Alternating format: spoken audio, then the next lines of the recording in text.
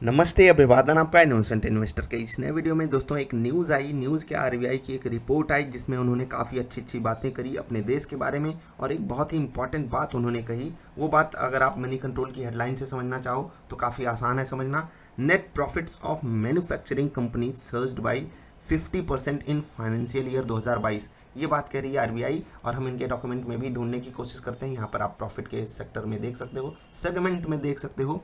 Notwithstanding the input cost pressure, net profits of manufacturing companies surged by 50% in 21-22, and it also increased for the IT companies, whereas the non-IT services sector continued to record losses at the aggregate level. तो non IT कंपनियों पे आपको क्यों focus करना है वो आपने देख लिया, आईटी कंपनियों पे क्यों फोकस करना है वो आपने देख लिया, लेकिन सबसे ज़्यादा फोकस आपको मैन्युफैक्चरिंग कंपनीज के पे ही करना है। क्यों? क्योंकि प्रॉफिट 50% बढ़ा है 2021-22 में, फाइनेंशियल ईयर 2022 में। आरबीआई की स्पेशल रिपोर्ट है ये। तो हम चलते हैं कुछ ऐसे स्टॉक्स को देखने जो लगभग उस सेक्टर में है या नहीं, वो आप डिसाइड करोगे, अपनी रिसर्च करोगे। सारी बातें आपको मैंने करना सिखाया है। रिजल्ट देखिए, कंपनी क्या काम करती है उस पर अपनी रिसर्च कीजिए। कुछ लोग कहते हैं कि सर मैं कम पढ़ा लिखा हूँ। भाई, आपको ज़रूरत नहीं है बहुत ज़्यादा पढ़ने लिखने की। अगर आप अंग्रेजी समझते हो, अंग्रेजी नहीं समझते तो हिंदी में बहुत सारे लोग आपकी कंपनी के रिजल्ट को एनालाइज करते हैं, उनको देखो। प्लस कंपनी के बारे में तो कहीं जगह पर इन्फॉर्मेशन दी हुई होती है, उसके अलावा गूगल ट्रांसलेट आपके लिए अवेलेबल है। तो इन सब बातों से आप खुद की रिसर्च कर सकते हो। मैं स्टॉक्स पे चलूँ उससे पहले आपसे रिक्वेस्ट करूँगा, अगर वीडियो पसंद आए तो लाइक कर देना, ठीक है। एक स्टॉक है मुंजाल ऑटो, हीरो मोटो को आप जानते हैं, वो काफ़ी तेज़ी से ऊपर गया। अब ये स्टॉक तो भाग गया यार, पिछले ट्रेडिंग सेशन में ही ये 15% ऊपर भाग गया। हम इसको सेलेक्ट कर सकते थे। क्यों सेलेक्ट कर सकते थे? उसके लिए आपको कुछ वीडियोस देखनी होंगी, लेकिन जब कोई चीज़ भाग गई तो हम उसको इग्नोर कर देते हैं। 15% भागने के बाद आपको यहाँ पर खरीदारी करने के लिए नहीं बोलूँगा, लेकिन इन केस ये 44.10 का प्राइस फिर से क्लेम कर लेता है, ध्यान रखना 44.10 क्लोजिंग बेसिस 15 मिनट की कैंडल। सेटअप आपको पहले दिया जा चुका है, उस पर फोकस करना, और फिर इस स्टॉक पे आप नज़र बना करके रख सकते हो। रिस्की ट्रेड रहेगा, लेकिन रहेगा ज़रूर। वॉल्यूम इंक्रीज हुआ है यहाँ पर, ठीक है। अब एक और स्टॉक है एशियन पेंट। ये क्या मैन्युफैक्चर करता है, क्या करता है, उसको आप देखो। एक बात मैं आपको आगे बढ़ने से पहले बता दूँ, जो मैन्युफैक्चरिंग स्टॉक्स की बात हुई है ना, सॉरी मैन्युफैक्चरिंग कंपनीज़ की जो बात हुई है, वहाँ पर जो छोटी मझोली कंपनियाँ हैं जो एकदम रॉ मटेरियल यूज़ करके अपने प्रोडक्ट को मार्केट में ले करके आती हैं, उनकी बात स्पेशली हो रही है। तो ऐसा नहीं कि एशियन पेंट का प्रॉफिट 50% बढ़ गया है, लेकिन ये लगभग उस सेक्टर से डील करती हैं। और प्लस जो मेक इन इंडिया वाला कंसेप्ट है वो तो उन छोटी कंपनियों के लिए बड़े रूप में अप्लीकेबल है, इन कंपनियों के लिए भी अप्लीकेबल है। तो आप फोकस रख सकते थे, लेकिन एशियन पेंट भी आगे भाग चुका है। एक ट्रेडिंग सेशन में ये काफ़ी तगड़े से रिटर्न भी दे चुका है, एक ब्लू चिप कंपनी है। तो यहाँ पर भी आपको मैं कहूँगा कि थोड़ा सा इंतज़ार कर लीजिएगा, क्योंकि अब इसके लिए 2800 पे रेजिस्टेंस है, 2806 2807 के आसपास। तो ये भी स्टॉक हमारा मिस हो गया। अब 2 मिस हो गए। अब कौन सा स्टॉक हमको पकड़ना है उस पर फोकस कर लेते हैं।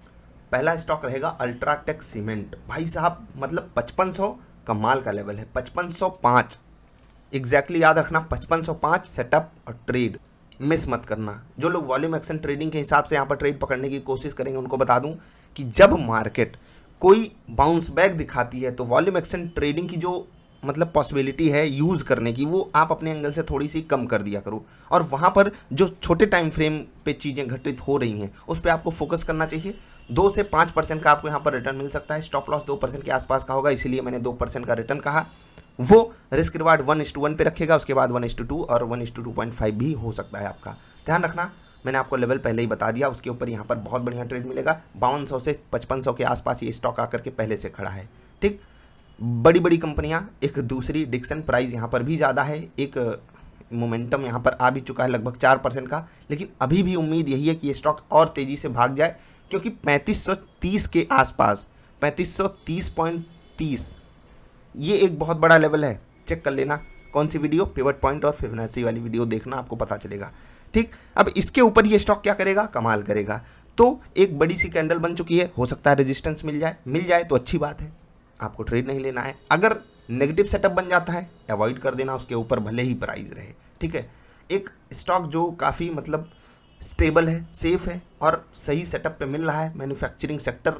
अब सेक्टर तो मैन्युफैक्चरिंग यार, आपको अगर उस हिसाब से बताना चाहूँ तो हज़ारों स्टॉक आपको मिलेंगे भारतीय बाज़ार में, खासकर जो बीएससी पे लिस्टेड है। बहुत सारी मैन्युफैक्चरिंग कंपनियां हैं और सबका कोई ना कोई प्रोडक्ट होता है, तो ऑफकोर्स ये बात है वो मैन्युफैक्चरिंग कंपनी हुई। लेकिन यहाँ पर बात आरबीआई जो कर रहा है वो किस एंगल वाली बात कर रहा है वो आपको समझने की ज़रूरत है। लेकिन जो स्टॉक्स मेरी रडार पे हैं जिनमें मैं ट्रेड कर सकता हूँ वो रहेगा अगला स्टॉक मैरिको।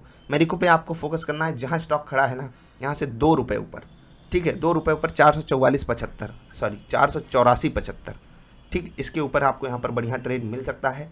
मार्केट चली तो ये भी स्टॉक चलेगा और 2-2.5% का रिटर्न आपको छोटे टाइम फ्रेम में मिलेगा। स्टॉप लॉस जो इससे पहले वाली कैंडल है इसका जो लो है वहीं के आसपास आपको रखना है, तो स्टॉप लॉस उतना दूर नहीं है, इसी कारण टारगेट भी आपको यहाँ पर बहुत बड़ा नहीं सेट करके रखना है, लेकिन मोमेंटम आपको यहाँ पर मिलेगा। डाबर मैरिको पे फोकस है, डाबर पे भी फोकस होना चाहिए। ये सब बहुत ही सेफ स्टॉक्स हैं, ये दोनों की मैं बात कर रहा हूँ। ये देखिए ऊपर से ज़्यादा गिरे नहीं, जबकि इनके लिए बहुत अच्छी कंडीशन थी, नहीं महंगाई वगैरह, और फिर से डाबर 500 के ऊपर बढ़िया सेटअप बना रहा है, 511 के ऊपर और बढ़िया ये चलने की तैयारी कर सकता है। सेम सिनारियो है, यहाँ पर आपको 497 498 के आसपास स्टॉप लॉस रखना है क्लोजिंग बेसिस पे और बैठे रहना है। मार्केट सही चल गई तो ये भी स्टॉक आपको बढ़िया चलता हुआ दिखाई देगा। एक स्टॉक है डीसीएम श्रीराम, ये क्या करता है आपको ज़रूर रिसर्च इस पर करनी चाहिए, लेकिन स्टॉक चल सकता है। क्यों चल सकता है?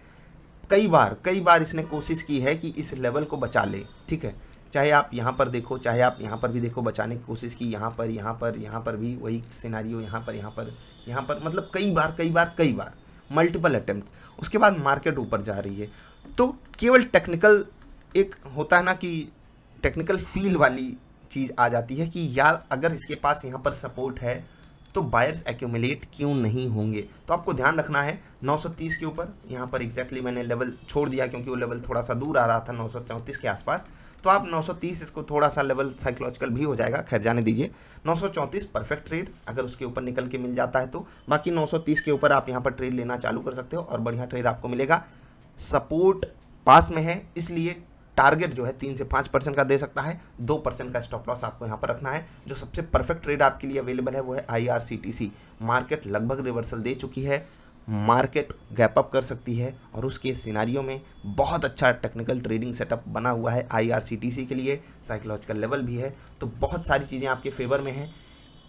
मतलब मेरी परफेक्ट बेट ये हो सकता है शुरुआती 1-2 दिनों के लिए। याद रखना मार्केट के लिए अभी बहुत सारी चीज़ें फेवरेबल नहीं हो गई हैं, तो ऐसा नहीं कर लेना है कि एकदम कोई स्टॉक खरीद लिए। मैंने हमेशा कोशिश की है कि आपको क्वालिटी स्टॉक्स में ही स्विंग ट्रेड पकड़ाने की कोशिश करूं, लेकिन क्वालिटी का मतलब क्या होता है वो आप अपने एंगल से डिसाइड करो, ठीक है। अब आप ये थोड़ी कह दोगे कि आपने कहा था इसलिए मैं इस स्टॉक में इन्वेस्टमेंट करके बैठा हूँ। भाई मैं स्विंग ट्रेड लेने को बोला था। अब मैं ये नहीं कह रहा हूँ कि IRCTC फंडामेंटली अच्छा स्टॉक नहीं है या कोई और स्टॉक फंडामेंटली अच्छा नहीं है, वो आप अपनी रिसर्च करो, मैंने वो भी आपको करना सिखाया। कई सारे स्टॉक्स का रिजल्ट आपको बताता हूँ, उसके बाद भी कई सारी कंपनियों के बारे में आपको बता चुका हूँ, कई सारी कंपनियों के बारे में लोग बात करते रहते हैं।